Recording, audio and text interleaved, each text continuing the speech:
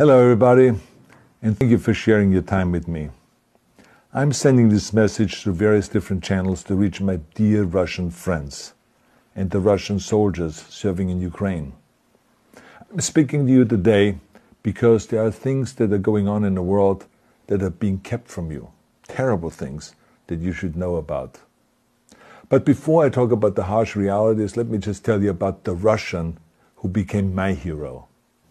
In 1961, when I was 14 years old, a very good friend of mine invited me to come to Vienna and to watch the World Weightlifting Championships. I was in the audience when Yuri Petrovich Vlasov won the World Championship title, becoming the first human being to lift 200 kilograms over his head. And somehow a friend of mine got me backstage. All of a sudden, there I was, a 14-year-old boy, standing in front of the strongest man in the world. I couldn't believe it.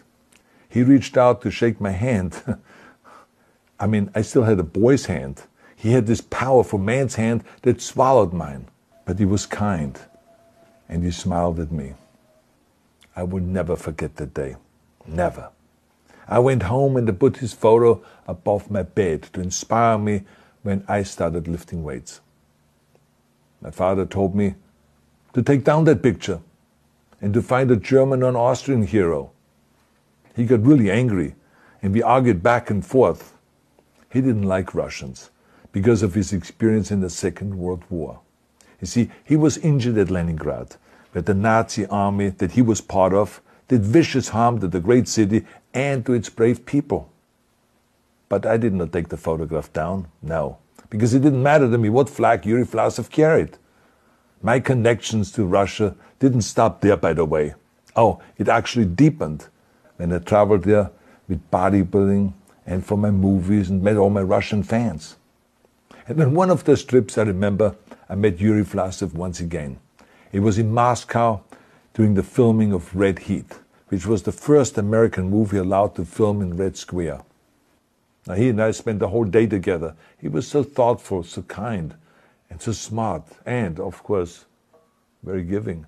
He gave me this beautiful blue coffee cup. And ever since then, I've been drinking my coffee out of every morning.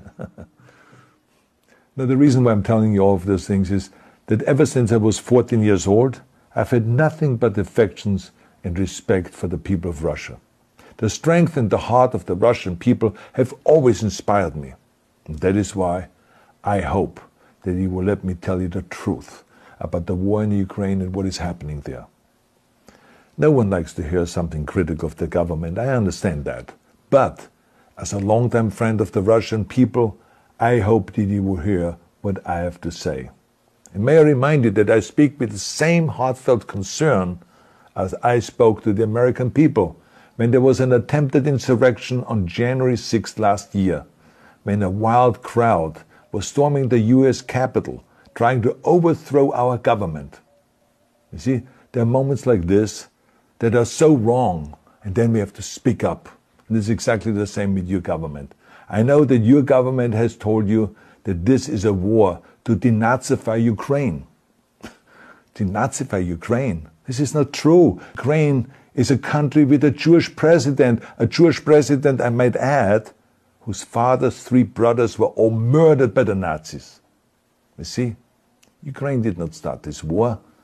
Neither did nationalists or Nazis. Those in power in the Kremlin started this war. This is not the Russian people's war. No. As a matter of fact, let me tell you, what you should know is that 141 nations at the UN voted that Russia was the aggressor and called for it to remove its troops immediately. Only 4 countries in the entire world voted with Russia. That is a fact. See, the world has turned against Russia because of its actions in Ukraine. Whole city blocks have been flattened by Russian artillery and bombs, including a children's hospital and a maternity hospital. 3 million Ukrainian refugees, mainly women, children, and elderly, fled their country, and many more are trying to seek to get out. It is a humanitarian crisis. Because of its brutality, Russia is now isolated from the society of nations. You're also not being told the truth about the consequences of this war on Russia itself. I regret to tell you that thousands of Russian soldiers that have been killed. They have been caught between Ukrainians fighting for their homeland and the Russian leadership fighting for conquest. Massive amounts of Russian equipment have been destroyed or abandoned. The destruction that Russian bombs are raining down upon innocent civilians has so outraged the world that the strongest global economic sanctions ever taken have been imposed on your country. Those who don't deserve it on both sides of the war will suffer. The Russian government has lied not only to the citizens, but to its soldiers. Some of the soldiers were told they were going to fight Nazis. Some were told that the Ukrainian people would greet them like heroes, and some were told that they were simply going on exercise. They didn't even know that they were going into war. And some were told that they were there to protect ethnic Russians in Ukraine. None of this is true. The fact is that Russian soldiers have faced fierce resistance from the Ukrainians who want to protect their families and their country. When I see babies being pulled out of ruins, I think that I'm watching a documentary about the horrors of the Second World War, not the news of the day. Now let me tell you, when my father arrived in Leningrad, he was all pumped up on the lies of his government. And when he left Leningrad, he was broken, physically and mentally. He lived the rest of his life in pain. Pain from a broken back, pain from the shrapnel that always reminded him of these terrible years, and pain from the guilt that he felt. To the Russian soldiers listening to this broadcast, you already know much of the truth that I've been speaking. You have seen it with your own eyes. I don't want you to be broken like my father.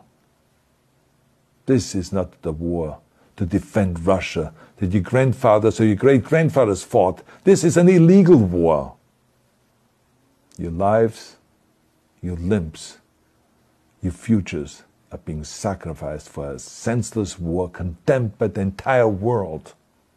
Now, to those in power in the Kremlin, let me just ask you, why would you sacrifice those young men for your own ambitions? To the soldiers who are listening to this, remember that 11 million Russians have family connections to Ukraine. So every bullet you shoot a brother or a sister. Every bomb or every shell that falls is falling not on an enemy, but on a school, or a hospital, or a home. I know that the Russian people are not aware of such things are happening.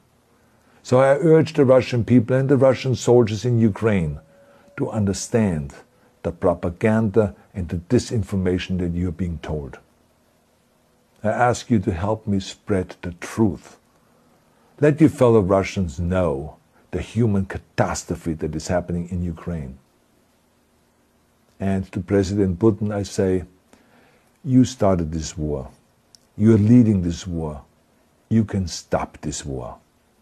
Now, let me close with a message to all of the Russians who have been protesting on the streets against the invasion of Ukraine. The world has seen your bravery. We know that you have suffered the consequences of your courage. You have been arrested, you have been jailed, and you have been beaten. You are my new heroes. You have the strength of Yuri Petrovich Vlasov. You have the true heart of Russia. My dear Russian friends, may God bless you all.